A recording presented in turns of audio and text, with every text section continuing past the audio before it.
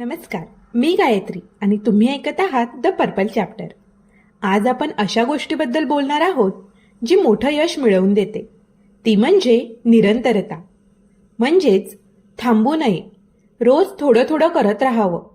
कधी थकल्यासारखं वाटेल, पण लक्षात ठेवा, रोजचा छोटा प्रयत्नच मोठा बदल घडवतो. ध्येय मध्येच सोडू नका. अनेकांना त्यांच्या ध्येयप्राप्तीमध्ये मोठा अडथळा जाणवतो की ते निरंतरतेने काम करू शकत नाहीत, सातत्याने एकसारखे काम करू शकत नाहीत. छोटंसं संकट, छोटासा अडथळा त्यांना खूप मोठा वाटतो आणि ते आपलं काम सोडून देतात.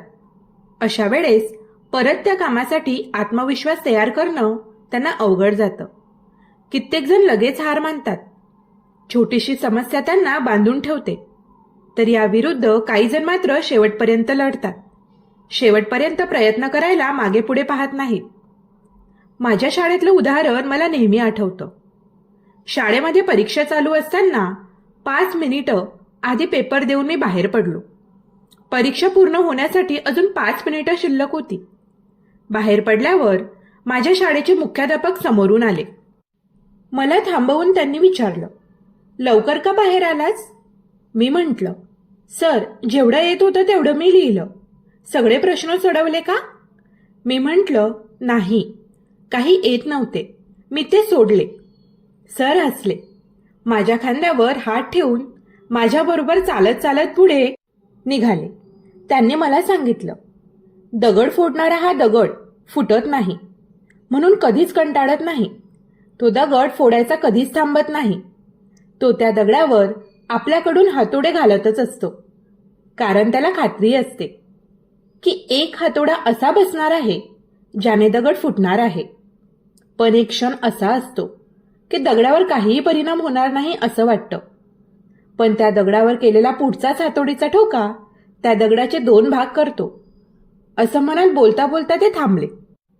माझ्या खांद्यावर थापटून म्हणाले, कदाचित 5 मिनिटात तो हातोडा बसला असता तर तुला एखाद्या प्रश्नाचं जास्त उत्तर लिहिता आलं असतं. यापुढे कधीही कुठलाही प्रश्न आला तरी शेवटपर्यंत प्रश्न सोडवायचा प्रयत्न सोडू नकोस. शेवटच्या घटकेपर्यंत प्रयत्न करत राहा.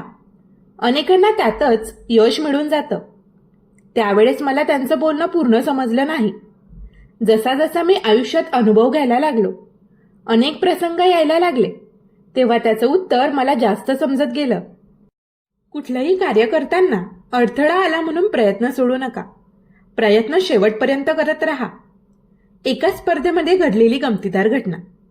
रनिंग कॉम्पिटिशन होती. पळत जायचं होतं. सर्वजण पळत निघाले. अंतर बरंच लांब होतं. एक जण जीवाच्या आकांताने पळत होता. स्पर्धेचा शेवट जवळ आला होता. जिथं ती दोरी बांधली होती ती जागा जवळ आली होती. पण याला वाटलं, आता माझ्यात त्राण नाही, आता मी पडणार. दोरी अतिशय जवळ असताना हा खाली पडला. पण त्याच्या मागे हा विचार होता, मी पडलो तरी मी ध्येयाच्या दिशेने पडलो पाहिजे. जिथे मला पोहोचायचं आहे त्या दिशेने पडलो पाहिजे. पडता पडता त्याने समोर उडी मारली. हा पडला, जमिनीवर पडला. पण पडता पडता त्या दोरीला खाली घेऊन पडला. त्या शेवटच्या मारलेल्या उडीने त्याच्या हातामध्ये दोरी आली होती. तो दोरीला शिवला होता. थोडक्यात त्याने स्पर्धा जिंकली होती. मागून येणाऱ्यांना हा प्रश्न पडला की हा तर पडलाय, याचा नंबर कसा येणार? बघणाऱ्यांनी सांगितलं, हा पडलाय पण ध्येयाच्या दिशेने पडला आहे. आयुष्यात, जीवनात अडथळे येणारच. त्याच्यापासून पळू नका. उलट पळायचं असेल तरी सुद्धा ध्येयाच्या दिशेनेच पळा. कदाचित शेवटचा हातोडा तोच असेल. ज्याच्यामध्ये नेतृत्वाच्या क्षमता असतात तो कधीच हार मानत नाही. शेवटच्या क्षणापर्यंत तो आपली लढाई लढत असतो. याचं मी माझ्या गावी पाहिलेलं उदाहरण. शेतामध्ये जमीन सपाटीकरणाचं काम चालू होतं. त्यावेळेस मध्ये एक टेकडी होती. ती टेकडी फोडायचं काम चाललं होतं. तिथला मुरुम उचलून अजून नवीन ठिकाणी टाकायचा होता. एक JCB मशीन बोलावलं होतं. त्या मशीनने सुरुवातीला ती टेकडी कडेकडेने खांदायचा प्रयत्न केला. काही वेळानंतर लक्षात आलं, त्याला सर्व बाजूंनी दगड लागलेत. जेसीपीचं यंत्र माती उकरूच शकत नव्हतं. सर्व बाजूने प्रयत्न करून झाला. शेवटी सगळे थकले आणि निघून गेले. पण जेसीपीचा ड्रायव्हर मात्र थकत नव्हता. त्याचे प्रयत्न संपत नव्हते. शेवटी सगळे कंटाळून गेले. त्याला सगळे म्हणाले, चल आता बस झालं, आपण उद्या बघू, आपण सुरुंग लावून तो फोडू. तेव्हा तो म्हणाला, काही वेळ मला अजून प्रयत्न करू द्या. सगळे निघून गेले. रात्रीचे 10 वाजले होते.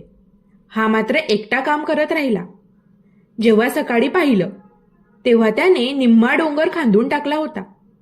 सगळ्यांना आश्चर्य वाटलं. सर्वांनी विचारलं, अरे हे कसं झालं? तो म्हणाला, मी जाणारच होतो.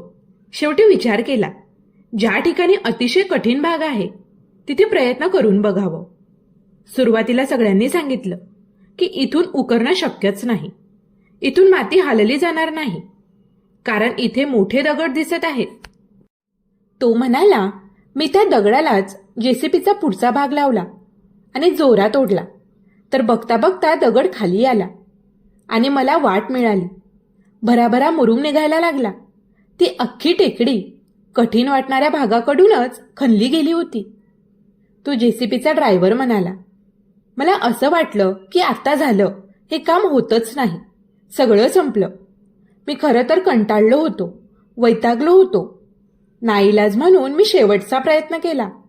मला अजिबात आशा नव्हती, पण त्याच नाईलाजाने आशा नसलेल्या प्रयत्नातूनच यश मिळालं. अनेकदा असं होतं. काम करताना असं वाटतं, एखादं ध्येय प्राप्त करताना असं वाटतं की सगळं संपलं, आता काही घडत नाही. पण तुम्ही त्या क्षणीसुद्धा केलेला शेवटचा प्रयत्न कित्येकदा बाजी पलटून लावतो. अशा वेळेस पळून जाऊ नका. शेवटपर्यंत आपल्याकडून नक्की प्रयत्न करा. कदाचित तुमचा शेवटचा प्रयत्नच तुम्हाला यश मिळवून देईल. माझ्या लहानपणी मी एक गोष्ट ऐकली होती. एका माणसाने सोनं मिळेल या आशेने अनेक मजुरांना बोलावून खाण खोदायला सुरुवात केली. जमिनीच्या आत खांदत गेला. अनेक दिवस तिथं खोदकाम चालू होतं. हाताला काहीच लागलं नाही. तो निराश झाला. पावसाचे दिवस जवळ आले होते. काही दिवसांनी पाऊस पडणार होता. एकदा पाऊस पडला की तिथं पाणी साठणार होतं. पाणी साठल्यावर खोदकाम आपोआप बंद करावं लागलं असतं. काय करावं या विचारात तो होता. ही जमीन कुणाला तरी विकून टाकावी या भावनेने त्याने आजूबाजूच्या शेतकऱ्यांना बोलावलं. एका शेतकऱ्याने ती जमीन घेतली. तो म्हणाला, इथला पाणीसाठा माझ्या उपयोगाला येईल. त्याने अतिशय कमी भावात ती जमीन विकत घेतली. सर्व निघून गेले. या शेतकऱ्याने विचार केला की मला तर या जमिनीचा उपयोग फक्त पाणी साठवण्यासाठी होणार आहे, आणि या लोकांनी एवढं खांदून ठेवलंय. अजून पाऊस तर पडत नाहीये. आपण खांदून बघायला काय हरकत आहे? त्याने परत काही मजूर बोलावले आणि खोदकाम सुरू केलं. सगळ्यांना वाटत होतं की कुठल्याही क्षणी पाऊस पडेल, पण 3 दिवस पाऊस आलाच नाही. नुसतेच ढग येऊन गेले. खोदकाम करणाऱ्या माणसांनी खांदता खांदता अशा ठिकाणी खांदलं की जिथे सोनं लागलं. ज्याने खाण विकली होती तोही हे बघत होता. 99% काम त्याने केलं होतं. फक्त उरलेलं 1% काम निराशेमुळे त्याने केलं नाही. त्याने ती खाण विकली आणि जमीन घेणाऱ्याने फक्त उरलेलं 1% काम पूर्ण केलं आणि सर्व सोनं त्याच्या मालकीचं झालं. मी जेव्हा ती गोष्ट ऐकली तेव्हा मला फार आश्चर्य वाटलं होतं. अरे असं कसं होऊ शकेल? पण तेव्हा एकच लक्षात आलं, अनेक जण यशाच्या अत्यंत जवळ पोहोचतात. इतकं जवळ पोहोचूनही फक्त निराशेमुळे त्यांचे डोळे बंद होतात. त्यांच्या डोळ्यावर झापड येते. शेवटचा प्रयत्न ते करत नाहीत. जी लोक शेवटचा प्रयत्न करतात त्यांनाच यश मिळतं. फुटबॉल खेळतानाही तुम्ही बॉल ग्राउंडच्या एका टोकाकडून दुसऱ्या टोकाकडे नेला, याचं कौतुक नसतं. कौतुक असतं तुम्ही शेवटची किक मारलीत का. जो शेवटची किक मारतो त्यालाच नेहमी टाळ्या मिळतात. लोक त्यालाच टाळ्या वाजवतात. जितकं 99% काम करणं महत्वाचं आहे, तितकंच शेवटचा 1% प्रयत्न करून काम तडीस नेणं महत्वाचं. अशा वेळेस जेव्हा निराशा येईल, नकोसं वाटेल, भीती वाटेल, तेव्हा प्रयत्न सोडू नका. तुम्ही शेवटचा जोरात प्रयत्न करा. हेच तुमच्या आत्तापर्यंतच्या कष्टाचं फळ असतं. ते शेवटचं फळच तुम्हाला तुमच्या आयुष्यात आत्मविश्वास देऊन जातं. आपण थांबलो नाही, म्हणूनच आपण पुढे जातो. म्हणूनच काहीही झालं तरी दररोज थोडं थोडं करत राहा. यश तुमच्यापर्यंत येणारच. धन्यवाद.